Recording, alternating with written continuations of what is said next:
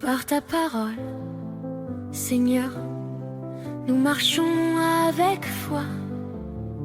Timothée Niali a un message pour toi. Coupe d'abord. Le micro, j'ai pas mis. Éclaire nos cœurs, illumine nos âmes. Test de son, c'est bon. Dans ta sagesse, Je veux pas centrer, hein. nous trouvons la flamme. Bienvenue dans Parle-moi mon apôtre, le podcast où l'on aborde sans filtre les sujets brûlants de notre foi, de notre société, de notre temps. Aujourd'hui, nous avons un thème délicat, mais essentiel. Un sujet qui divise, qui choque, qui interpelle. L'homosexualité. Pas pour juger, mais pour éclairer. Pas pour condamner, mais pour dire la vérité. Alors que ce phénomène gagne du terrain, notamment chez les jeunes, même au sein de nos familles chrétiennes, il est temps de parler. Il est temps de comprendre. Il est temps d'écouter ce que Dieu dit et non ce que le monde impose.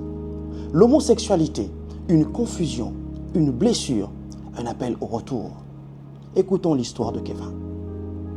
Kevin a 25 ans. Il a grandi à Pointe-Noire, dans une famille chrétienne stable.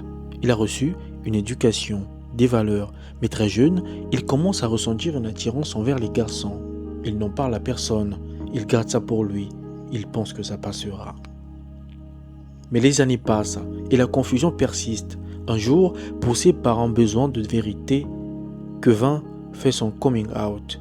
Il avoue à ses parents qu'il est homosexuel. La réaction est brutale.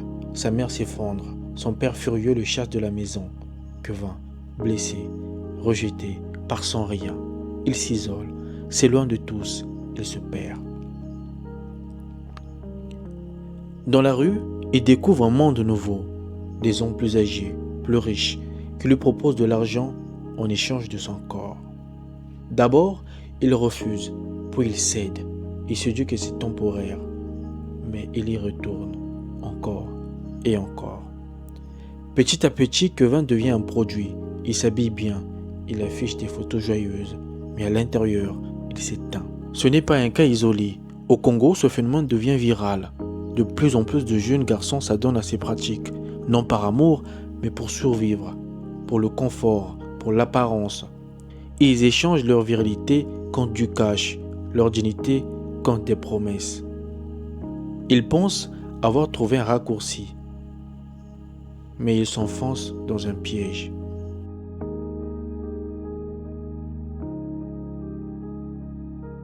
Alors nous venons de suivre l'histoire tragique de Kevin. Kevin, un jeune garçon de 25 ans qui aujourd'hui n'arrive pas à s'orienter sexuellement, qui aujourd'hui a pris une décision qui fait mal à sa famille, à son père, à sa mère.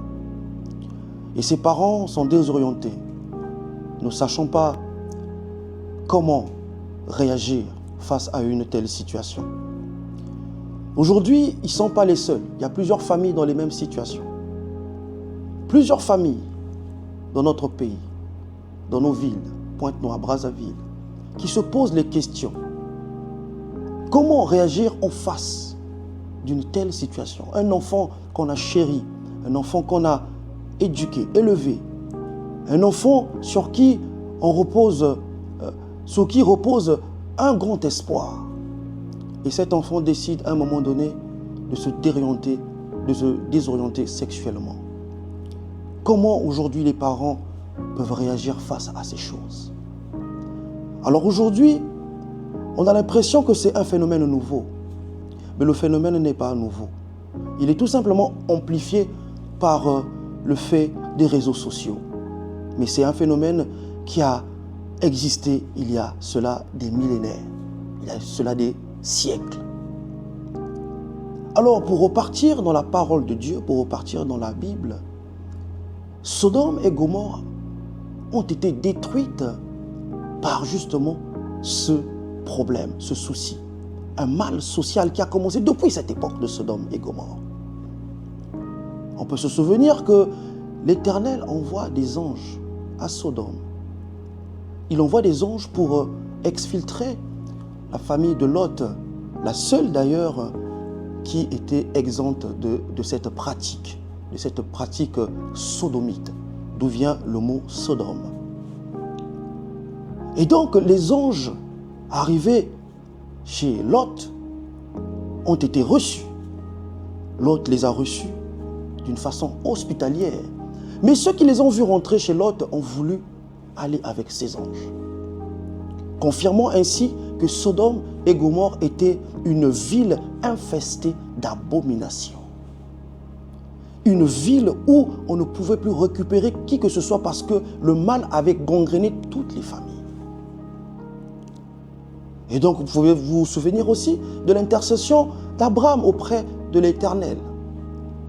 Abraham a intercédé pour Sodome et Gomorrhe, mais l'Éternel jusqu'à un moment lui dit, si tu trouves une seule personne qui soit exempt de cette difficulté, qui soit exempt de cette maladie, de cet écart psychologique, alors je ne détruirai pas Sodome et Gomorrhe. Nous nous souvenons de ces choses. Mais l'Éternel a fini par détruire Sodome et Gomorrhe à cause de cette pratique. C'est un problème qui remonte depuis la loi de Moïse. Après Sodome et Gomorrhe, on a eu la loi de Moïse. Dans Lévitique 20, le verset 13, il est formellement écrit. Nous allons lire la parole de Dieu. Lévitique 20, le verset 13. Lévitique 20, le verset 13. Si un homme couche avec un homme, comme on couche avec une femme, ils ont fait tous deux une chose abominable. Ils seront punis de mort. Leur sang retombera sur eux. Parole du Seigneur. Là, on est dans la loi de Moïse. Avant ça, nous étions dans Sodome et Gomorrhe, qui ont été détruites. Et la loi de Moïse vient encore nous dire que c'est une pratique abominable. Et c'est écrit noir sur blanc. La question n'est pas à se poser aujourd'hui de savoir si la pratique est acceptable ou pas. La Bible dit tout simplement que c'est une abomination. Alors, qu'est-ce que c'est une abomination? Une abomination, c'est une horreur. C'est une saleté. C'est un péché contre nature. Mais même dire que c'est un péché, c'est trop faible devant le péché. L'abomination, c'est quelque chose de plus grave que le péché. De plus grave. C'est une horreur devant l'Éternel. Une faute lourde et une faute grave devant l'Éternel. Une abomination. La Bible dit, si un homme couche avec un autre homme, comme on couche avec une femme, tous les deux ont commis une abomination. Et c'est comme ça que Sodome et Gomorrhe ont été détruites, des villes entières. Kevin, en un premier temps, est gagné par un sentiment de culpabilité. Au début, si vous suivez bien l'histoire de Kevin, il est à un moment donné pris par culpabilité. Il est en train de changer, il constate qu'il y a quelque chose de différent en lui. Et il constate qu'il répond différemment. Il réagit différemment face aux hommes comparé à ses autres collègues, à ses autres frères et sœurs. Lui, il réagit différemment. Il y a quelque chose qui commence. Et donc, c'est à partir de là qu'il faut commencer à traiter le mal. Pour revenir à ce qui s'est passé dans le jardin d'Éden, qu'est-ce qui se passe? Adam a péché avec sa femme. Et Adam, pris par culpabilité, s'éloigne du Père. Il s'éloigne du Père parce qu'il sait que le Père leur avait interdit de manger le fruit de l'arbre se trouvant dans le jardin, dans le centre du jardin. Et eux, ils ont mangé de ce fruit. Ils ont commis un péché. Et donc la conséquence, c'est quoi? C'est que Adam s'éloigne du Père. Par quoi? Par culpabilité. Et c'est comme ça qu'ils sont chassés du jardin d'Éden. Et c'est le même procédé. Exactement le même. Aujourd'hui, le diable veut que nous soyons coupables. Il veut nous faire comprendre que nous avons péché, que nous avons outragé la parole. Par toutes les voies, par les voies et moyens, le diable veut que nous ressentons, que nous ressentons le poids de notre transgression. Mais le but, c'est quoi? C'est pour qu'on s'éloigne du Père. Alléluia. Aujourd'hui, l'homosexualité, un gros problème, un gros souci. On est mitigé entre le sentiment d'être coupable d'un péché ou être coupable d'une abomination. Est-ce un péché? Est-ce une abomination? Ce qui est sûr, c'est que c'est un péché. Mais une abomination est plus grave qu'un péché. Alors à ce niveau, que devons-nous faire? Après la culpabilité, qu'est-ce qui arrive? Kevin finit par faire son coming out. Il finit par dire à ses parents qu'il a de l'attirance pour les hommes. Alors là, c'est le tollé. C'est la catastrophe. Comment réagir face à une situation pareille? Nous qui sommes parents, comment pouvons-nous réagir en face d'une situation pareille? Les parents doivent être enseignés. Les parents doivent être au courant. Oui, l'homosexualité, c'est un problème, c'est un péché. Mais il faut aller plus loin. Comment un enfant qui naît avec toutes ces hormones, pour les garçons, ils ont les hormones qui font d'eux des hommes. À un certain moment, l'homme développe une voix grave, l'homme développe son ossature, sa stature physique, qui lui donne les caractéristiques d'un homme. Mais il y a une hormone qui est responsable de ces choses, c'est la testostérone. Et donc, à un moment donné, si on n'a pas assez de testostérone, on est ramené à penser qu'on n'est pas assez homme. Donc c'est un problème biologique plutôt, un problème psychologique, un problème physiologique qu'il faut plutôt tenter de résoudre. Est-ce que tout de suite, il faut se braquer sur l'enfant? Est-ce que tout de suite, il faut commencer à punir l'enfant? Il faut commencer à le chasser, comme les parents de Kevin l'ont fait. Le père de Kevin a chassé Kevin. Devons-nous réagir tous de la sorte? Réagir comme ça, ça veut dire qu'on ne laisse aucune chance à l'enfant de se ressaisir. On ne laisse aucune chance à l'enfant de revenir sur le bon chemin. On ne laisse aucune chance à l'enfant de s'exprimer, de dire qu'est-ce qui l'a poussé à choisir le genre masculin au lieu de choisir le genre féminin. C'est un dysfonctionnement physiologique. La testostérone, c'est l'organe, c'est l'hormone qui fait en sorte que le garçon qui est né garçon devienne homme. C'est la testostérone, c'est un certain pourcentage de testostérone qui fait en sorte que l'homme ait de l'attirance pour la femme. Et si l'homme n'a pas un taux suffisant, ça peut lui pousser à croire qu'il est attiré plutôt par des hommes, puisqu'il a un taux défaillant. Donc à ce niveau-là, c'est plutôt chercher à comprendre ce qui se passe dans la physiologie de l'enfant. Chercher à faire plutôt, aller voir, se rapprocher des spécialistes, des médecins. Chercher à comprendre qu'est-ce qui s'est réellement passé. Il peut aussi arriver dans le passé, l'enfant a pu avoir un choc émotionnel. L'enfant a traversé des situations difficiles qui l'ont poussé à prendre ce genre de décision. On finit donc par comprendre que l'homosexualité n'est pas normale, c'est une abomination, mais c'est surtout un problème mental. C'est une maladie qu'il faut soigner, qu'il faut traiter. L'homosexualité n'est pas du tout normale et inadmissible dans la parole de Dieu. Alors, si c'est une maladie, c'est une pathologie, il faut donc trouver des spécialistes qui peuvent aider l'enfant. Alors, si on constate effectivement qu'au-delà de la pathologie, il y a une possession diabolique, satanique. Là, on passe à un autre niveau. Alors là, quelqu'un qui a son taux d'hormones mâles suffisant, mais qui quand même s'adonne à ce genre de pratique, est forcément quelqu'un de possédé. C'est quelqu'un de possédé. Mais quand on est en face d'une situation comme ça, une pathologie qu'on n'a pas pu guérir auprès des spécialistes, là, il faut maintenant passer à un autre niveau de traitement, un traitement spirituel. Comment il faut traiter ce genre de problème? On peut encore se souvenir de Jésus-Christ.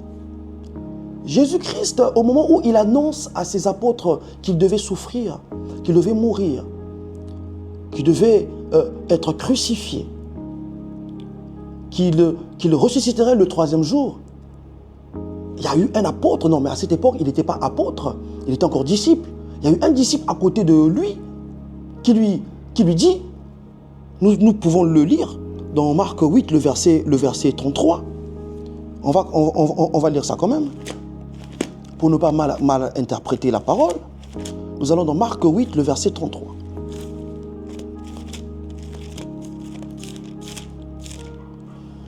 Marc 8, le verset 33. Je lis au nom de Jésus. Mais Jésus se retourna et regardant ses disciples, réprimande Pierre et dit, « Arrière de moi, Satan, arrière de moi, Satan, car tu ne conçois pas les choses de Dieu. Tu n'as que des pensées humaines. » Mais quel genre de pensées? On peut lire ça à partir du verset 31. Alors, il commença alors à apprendre qu'il fallait que le Fils de l'homme souffrit. Il fallait que le Fils de l'homme souffrit beaucoup, qu'il fût rejeté par les anciens, par les principaux sacrificateurs et par les scribes, qu'il fût mis à mort et qu'il ressuscita 3 jours après. Le verset 32, il leur disait ces choses ouvertement. Et Pierre Léon prit à part. Pierre Léon prit à part, se mit à le reprendre. Donc Pierre vient reprendre Jésus-Christ qui leur annonce le projet, qui leur annonce ce pourquoi il est sur terre. Et donc Pierre, lui, vient remettre en question tout le projet de l'Éternel. Le projet du salut des âmes, de toute l'humanité entière. Lui, Pierre, vient réprimander Jésus-Christ à ce sujet. Et Jésus-Christ, le regardant, a senti qu'il était possédé, habité par un esprit. Et tout de suite, il dit, « Arrière de moi, Satan !» Arrière de moi, Satan. Jésus-Christ n'a pas attendu que le mal se gangrène. Il n'a pas attendu que le mal évolue. Tout de suite, il a dit, « Arrière de moi, Satan !» Et donc, c'est comme ça que nous devons agir. Nous ne devons pas attendre que le mal soit profond. C'est tout de suite qu'il faut réagir. C'est à l'instant même, quand on constate que l'enfant a ses hormones normales, que l'enfant a été suivi par des spécialistes, mais on n'a toujours pas de solution, là, on sait qu'on est en face d'une possession satanique, diabolique. Et en ce moment, la solution, c'est Jésus-Christ, le seul qui a su dire à Pierre, « Arrière de moi, Satan !» En ce moment, il faut rencontrer un serviteur de Dieu, un pasteur, un exorciste, qui, lui, est capable de chasser l'esprit qu'il y a en votre enfant. C'est une pathologie spirituelle. Là, il faut un exorciste pour pratiquer l'exorcisme. Parce que l'enfant est possédé. Alléluia. On peut encore se souvenir aussi de la voyante, de la prophétesse, qui se servait de l'esprit de Python. Paul et ses compagnons sont arrêtés, interpellés de loin par une prophétesse qui, devant tout le monde, révélait l'identité de Paul, qui, devant tout le monde, disait ce que Paul était capable de faire. Elle révélait l'identité de Paul, ce que Paul ne voulait pas que les gens autour de lui ne sachent parce qu'il voulait être discret. Mais qu'est-ce que Paul a fait? Paul a dit, au nom de Jésus-Christ, sors de cette personne, sors d'elle. Il a dit au nom de Jésus-Christ. Paul a invoqué, a appelé le nom de Jésus. Donc en réalité, dans des situations pareilles, il n'y a que Jésus-Christ qui est capable de sortir l'esprit qu'il y a en Kevin. Nous allons quand même lire ces choses dans Actes 16, 16. Dans Actes 16, 16, nous allons quand même lire ces choses. Je lis au nom de Jésus. Actes des apôtres au chapitre 16, verset 16. Je lis, comme nous allions au lieu de prière, ça c'est Paul qui le dit. Non, ça c'est le narrateur de Actes des apôtres, donc c'est Luc qui le dit. Comme nous allions au lieu de prière, une servante qui avait un esprit de python et qui, en devinant, procurait un grand profit à ses maîtres, vint au-devant nous. Le verset 17. Et se mit à nous suivre, Paul et nous. Elle criait, ces hommes sont les serviteurs du Dieu très haut, et ils vous annoncent la voie du salut. Elle fit cela pendant plusieurs jours. Paul, fatigué, se retourna et dit à l'esprit suivant, je t'ordonne, au nom de Jésus-Christ, de sortir d'elle. Et il sortit à l'heure même. Donc, la solution pour l'homosexualité, c'est Jésus-Christ de Nazareth. Lui seul qui est capable de dire « sors ». Lui seul qui est capable de dire « arrière de moi, Satan ». Mais où trouver Jésus-Christ? C'est à l'église. Quelle réaction avons-nous aujourd'hui, nous, parents, quand nous sommes en face de ces choses? Nos enfants, aujourd'hui, qui sont dans les réseaux sociaux, qui sont influencés. Nos enfants, aujourd'hui, avec tout ce qui se passe dans avec la mondialisation, le modernisme, aujourd'hui, certains pays ont adopté les mariages gays, les mariages homosexuels. Donc aujourd'hui, nos enfants qui se connectent au réseau Internet peuvent croire que ce sont des choses normales. Et donc aujourd'hui, les déviances ne sont plus traitées auprès des spécialistes. Les déviances ne sont plus traitées à l'église et tout devient normal. Nous le réitérons encore. L'homosexualité est un problème et ce n'est pas normal. C'est une pathologie.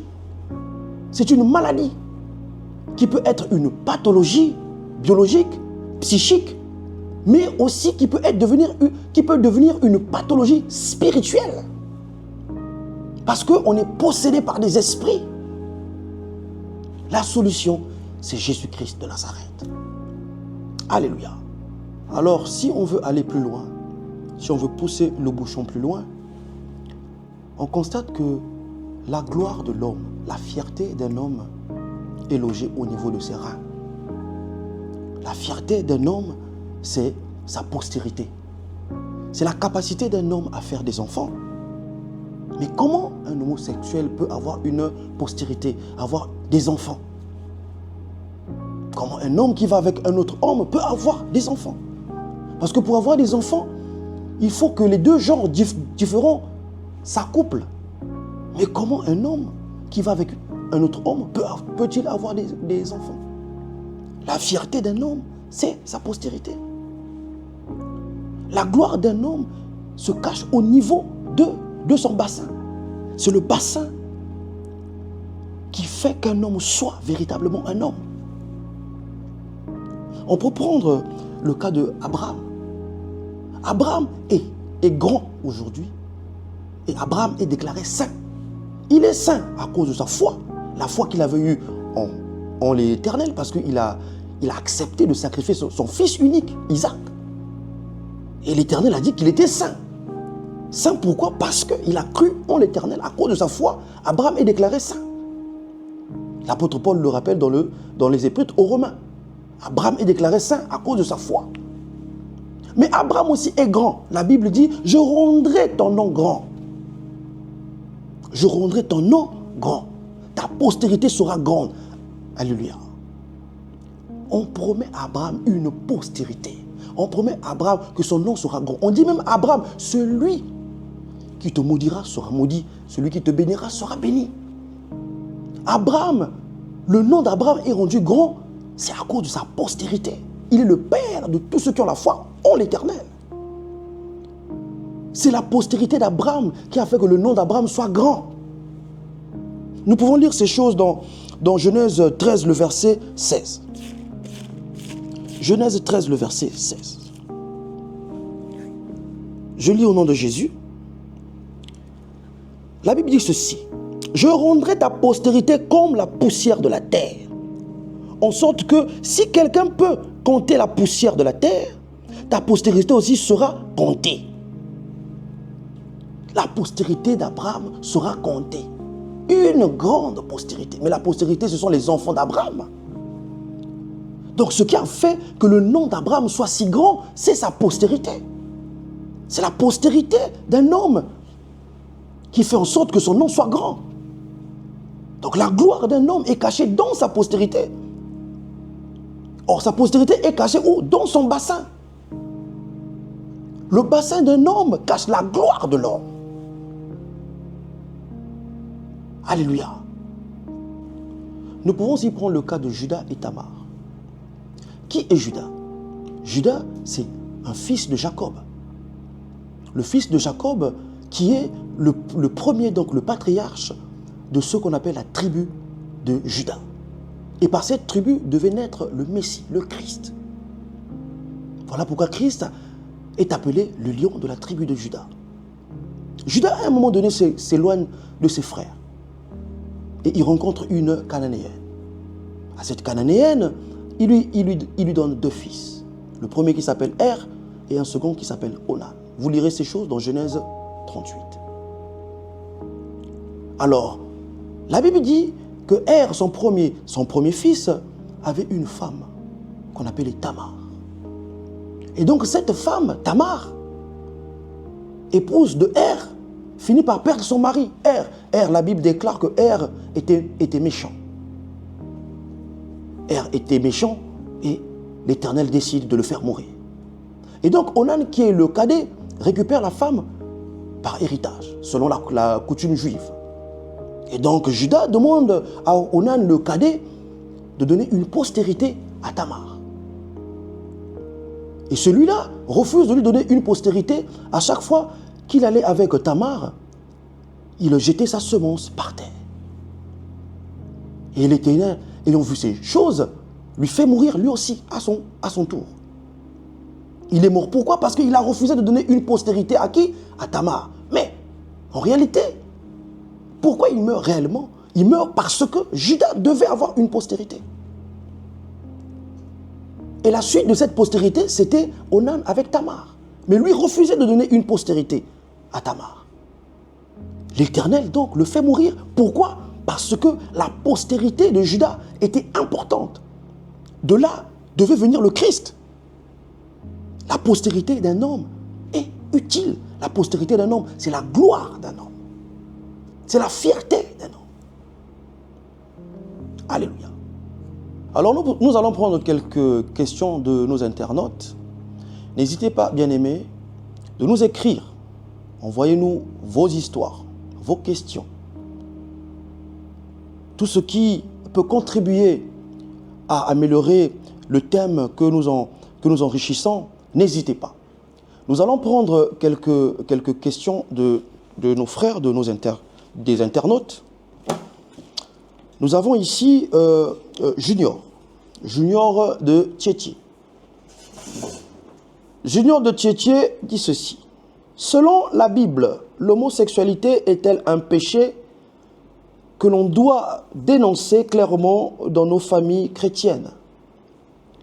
Très bonne question. Pendant cet exposé, nous avons tenté de répondre à cette question. Il faut que les choses soient claires. L'homosexualité est un péché. Et d'ailleurs, 2 villes ont été détruites, Sodome et Gomorrhe. L'homosexualité a été encore repris par la loi de Moïse, Lévitique 20, le verset 13. L'homosexualité est un péché. Et c'est encore plus loin, c'est une abomination. La question ne se poserait pas, et surtout pas dans une assemblée chrétienne. C'est des choses qu'il faut dénoncer, oui, mais avec beaucoup de délicatesse. Parce que si nous le faisons mal, nous allons rater notre mission. Au lieu de sauver la personne, nous pouvons pousser la personne à s'enfoncer de plus belle. C'est des choses qu'il faut traiter avec beaucoup de délicatesse. Amen. Nous allons aussi prendre la question de Christelle. Christelle qui nous vient de Mbota, le quartier Mbota de Pointe-Noire. Alors, qu'est-ce que Christelle nous dit? Elle nous dit: que risque une famille qui accepte l'homosexualité sous prétexte d'amour, au châtiment, au détriment de l'obéissance à la parole de Dieu? La Bible déclare que le salaire du péché, c'est la mort. Il n'y a aucun compromis avec le péché. Notre Père est saint. Il a dit: soyez saints comme moi je suis saint. Notre Père est parfait. Il nous appelle à la perfection. Il n'y a aucun compromis. Une famille qui accepte, je parle bien du mot accepter, c'est-à-dire que ils ont toléré le péché. Ils ont ouvert une porte pour le péché. Cette famille est condamnée à mourir. À mourir pas physiquement, mais à mourir spirituellement. Ils ont ouvert la porte au diable. Et les dégâts seront irréversibles. Alors, l'attitude à prendre, ce n'est pas d'accepter, ce n'est pas de tolérer. Non, l'attitude à prendre, c'est de se rendre compte qu'on est en face d'une maladie, d'une pathologie. La première étape, c'est d'abord savoir si la pathologie est biologique, physiologique ou psychologique. Et à ce niveau, on se rapproche des spécialistes. Et si là aussi, on n'a pas de solution, le problème donc est spirituel, là on se rapproche des hommes de Dieu, d'un exorciste, de quelqu'un qui va pratiquer l'exorcisme sur votre enfant. Alléluia. Nous allons prendre la question de Blaise. Blaise nous vient de Loandjili. Alors, que dit Blaise? Blaise dit ceci: l'amour chrétien consiste-t-il à accepter toutes les pratiques ou à aimer tout en appelant à la repentance? Accepter tout, oui, l'Éternel a dit: venez à moi, vous tous qui êtes chargés et fatigués, je vous accorderai du repos. Le problème, ce n'est pas le péché, ce n'est pas l'état dans lequel on se trouve au moment où on donne sa vie à Jésus. Le problème, ce n'est pas celui-là. L'Éternel a dit: venez à moi, vous tous qui êtes chargés et fatigués, je vous donnerai le repos. Venez à moi tel que vous êtes. Venons à Christ tel que nous sommes. Homosexuels, venons à lui tel que nous sommes, avec toutes les saletés, toutes les charges que nous avons. Lui a porté nos charges sur la croix. L'affaire, ce n'est pas de comment on arrive vers l'Éternel, mais c'est surtout, après avoir rencontré Jésus-Christ, quelle décision nous prenons. Parce qu'on ne peut pas rencontrer Jésus-Christ, on ne peut pas passer par la croix et rester la même personne. La Bible dit que tous ceux qui sont en Christ sont devenus de nouvelles personnes. Toute chose ancienne est passée. Tout est devenu nouveau. On est des nouvelles personnes, des personnes renouvelées. Et en qui? En Christ. À ce que je sache, Christ n'était pas homosexuel. Et donc Christ en nous donne sa nature. Il faut qu'on soit capable, oui, on arrive homosexuel, mais quand on a reçu Jésus-Christ, qu'on soit capable de tout abandonner. Là où est le grand défi? Le grand défi, c'est d'abandonner tout ce qui n'honore pas le Seigneur. Alléluia. Nous allons prendre une dernière question, la question de Joséphine de Mpaka. Alors, Joséphine nous dit: comment exhorter un enfant tombé dans l'homosexualité ou à aimer en appelant à la repentance? Comment exhorter un enfant? L'enfant, il faut tout simplement lui rappeler que l'homosexualité n'est pas la nature, n'est pas une nature divine. L'homosexualité est une pratique qui n'est pas acceptée dans la Bible. Et il faut connaître les passages. Les passages, c'est Lévitique 20, le verset 13. Mais on peut aussi lire ça dans Romains chapitre 1 à partir du verset 25. Non, à partir du verset 25 à 27. Ces choses-là aussi peuvent être lues. Romains 1, verset 25 à 27. L'apôtre Paul aussi a rappelé ces choses. Vous verrez ces choses aussi dans le livre de Tite. Il y a aussi Ézéchiel qui a écrit ces choses. Mais les passages les plus célèbres, c'est ceux-là. Romains 1, de 25 à 27, et Lévitique 20, le verset 13. C'est des passages qu'il faut faire lire à ceux qui sont tombés dans cette erreur. Parole du Seigneur. Bien-aimés, nous allons prier. Père éternel, nous te disons une fois de plus merci. Merci pour ce moment que tu nous accordes dans ta présence. Merci d'avoir été avec nous, Seigneur, tout le long de cette émission. Tu nous as prêté ton esprit, Père éternel, qui a parlé en nous avec puissance, sagesse, intelligence, Père éternel, mais aussi avec amour. Père éternel, nous te prions, Seigneur, pour toutes ces âmes égarées dans l'abomination qui est l'homosexualité, Père éternel. Nous savons que ton Fils unique Jésus est venu pour les péchés, Romains 8, le verset 3, pour les péchés de la chair. Oh, l'abomination, Père éternel, est un péché plus grave. L'abomination, c'est une horreur devant toi. Père éternel, ces enfants qui sont versés dans ces histoires, ces jeunes gens qui, Père éternel, s'adonnent à ce genre de pratique, Père éternel, sont des âmes que tu dois récupérer, Père éternel. Des âmes, Dieu de gloire, que nous te supplions, Père éternel, de ne pas abandonner. Père éternel, viens leur en aide. Viens, Père éternel, par ton amour, par le Saint-Esprit, ta miséricorde, par ta compassion, Père éternel. Accorde-leur de revenir vers toi.